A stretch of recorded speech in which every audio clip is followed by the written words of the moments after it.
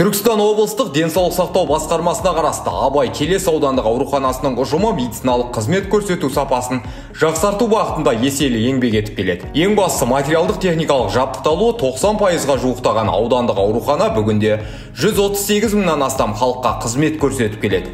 Қазіргі таңда білікті дәрігерлер мен орта буын медицина қызметкерлері жұмыс жасап жатқан мекеме құрамына бір емхана және 21 емдеу мекемелері қарайды.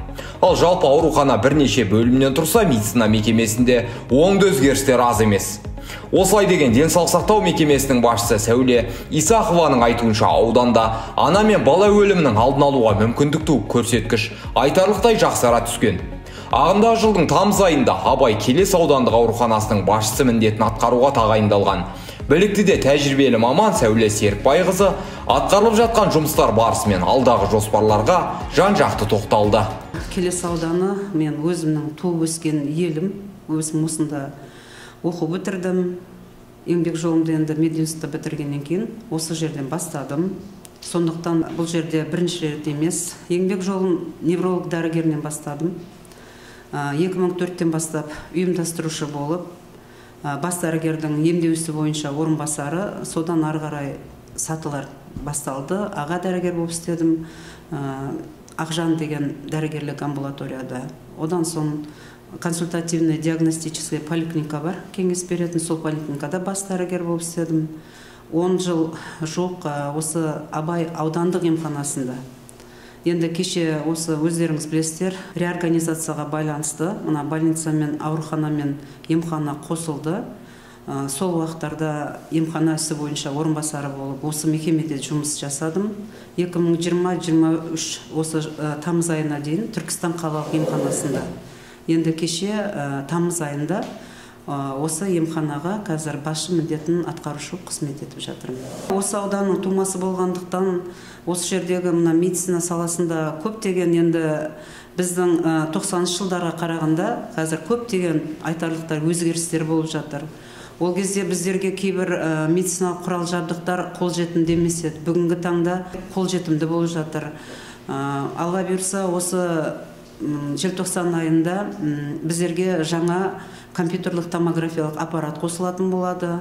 Және ультрадыбыстық аппараттардан экспертті варианты бар. Соны да алайын деп жатырмыз. Алда қойған мақсат бірінші, бұл аудан тұрғындарына қолжетімді сапалы көмек көрсету. Бірінші мақсатымыз сол. Себебі ауылдың шалғай жақта тұратын халықтарға сапалы көмек көрсету. Енді бұл жерде біздің ауруханамыз 138 мың халыққа қызмет көрсетеді. Бұл жерде аудандық аурухана, емханамыз бар, және емханаға қарасты емдеу 21 емдеу мекемелері бар. Оның ішінде 2 мекемеміз бастапқы медициналық санитарлық көмек көрсететін мекеме. Және осыдан басқа мамандарылған емханамыз бар. Ол жерде бейінді мамандар қызмет көрсетеді. Бұл аудандық аурухананың өзінде жұқпалы аурулар және бөлімшелер бар. Хирургия бөлімі, перзентханамыз бар, балалар бөлімі, және инсульт орталығы ашылған, оңалту орталығы, терапия бөлімдері қызмет атқарады.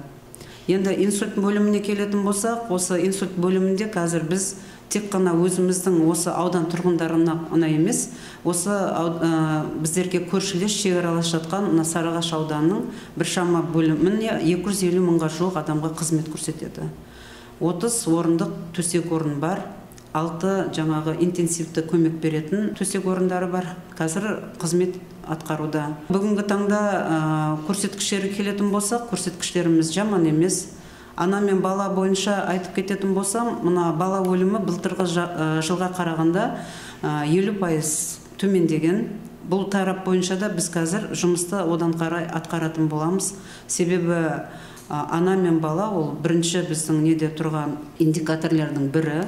Бұл бойынша жұмыстар атқарылуда. Білікті мамандарымыз көп бізде қазір. Одан кейін олардың біліктілігін арттыру үшін тек қана осы орталықтарда ғана емес, Астанада кейбір мамандарымыз шетелдерде де оқып келген. Осы бойынша өздерінің мамандығы бойынша қазір халыққа қызмет көрсетуде. Аудандық аурухананың негізгі мақсаты қазіргі технологияларды кеңінен қолдану негізінде жоғары сапалы медициналық қызмет көрсету болса, бастысы тұрғындардың денсаулығын нығайтуға бағытталған. Міне осы бағытта жұмыс жасайтын мекеменің ғимаратын күрделі жөндеуден өткізу жоспары да келер жылы жүзеге асады деп күтіліп отыр. Осылай деген Абай Келес аудандық ауруханасының басшысы денсаулық сақтау саласына мемлекет тарапынан көрсетіліп жатқан қолдаудың нәтижесінде үлкен жұмыстар атқарылып отырғандығын жеткізді. Президенттің жолдауында көптеген көңілді ауыл медицинасына бөліп отыр. Осы шалғай жердегі жаңағы тұрғындарға қолжетімді болсын деп отыр. Екіншіден, мынау жаңа сіз айтып жатқан ауданаралық бөлімшелер ашылатын болса, оның қолайлығы неде? Себебі ол жерде бейінді мамандар бойынша жаңағы бөлімшелер ашылады. Мысалы, мәселен, кардиология, неврология, хирургия жаңағы операция жасайтын. Ол бізге біріншіден жақын орналасқан, ауруларға да ыңғайлы болады науқастарға. Бұл бойынша көптеген жұмыстар атқарылуда. Біздерде мына шалғай жерде орналасқан екі емханамыз бар. Ол мына Бозай ауылдық округі және Жамбыл ауылдық округі. Қазіргі таңда ауруларға біріншіден жаңағы ол жердегі өзіміздің мекемеміз қызмет атқарса, екіншіден біз қазір медициналық көріктен өткізу бойынша бізде мынау жылжымалы медициналық кешен бар. Сол көмекті көрсетуде. Екіншіден, тек қана сол ғана көмек деп отырмай, бүгінгі таңда осындағы бейінді мамандарды, жаңағы соларды біз медициналық көріктен мына балаларымызды, одан кейін жүкті әйелдерді өздеріңіз түсінесіздер, соларды көру үшін қазір арнайы бұйрықпен дәрігерлеріміз көмек көрсетуде. Денсаулық сақтау қоғамның әлеуметтік өмірінің маңызды саласы. Яғни бұл тұрғыда ұлт денсаулығы еліміздің ұлттық саясатының басты бағыттарының бірі болып табылады. Сондықтан бүгінгі таңда медицина саласын жетілдіруге үлкен көңіл бөлінуде. Мұндағы мақсат ауыл тұрғындары үшін қызмет сапасын жақсарту болып табылады. Бізде осы жылы 9 айдың ішінде қазір 2512 нәресте дүниеге келді. Перзентханамыз бойынша біз бірінші деңгейдегі перзентханамыз. Перзентханада менде 5 гинеколог дәрігер жұмыс істейді. Бөлім меңгерушіміз қазір біліктіліктері арттыру мақсатында мынау шетелде тек қана осы өзіміздің Қазақстанда емес, шетелде де оқып келген білімді азамат қазір көмек көрсетуде. Екінші, осы жерде айта кететін жағдай, біз 9 айлық көрсеткішпен облыстық балалар ауруханасында басшымыз Асқан Мархабаевич және басшы орынбасары Салтанат Усадулловна Жабагиевамен сол жерде біз есеп бердік. Бұл жерде мен қуантыратын нәрсеміз, бізге қазіргі жетіспейтін жаңағы жылжымалы күйвез сұраған едік. Сол мәселе сол күні шешілді. Алла бұйырса, осы жылы олында алатын болдық.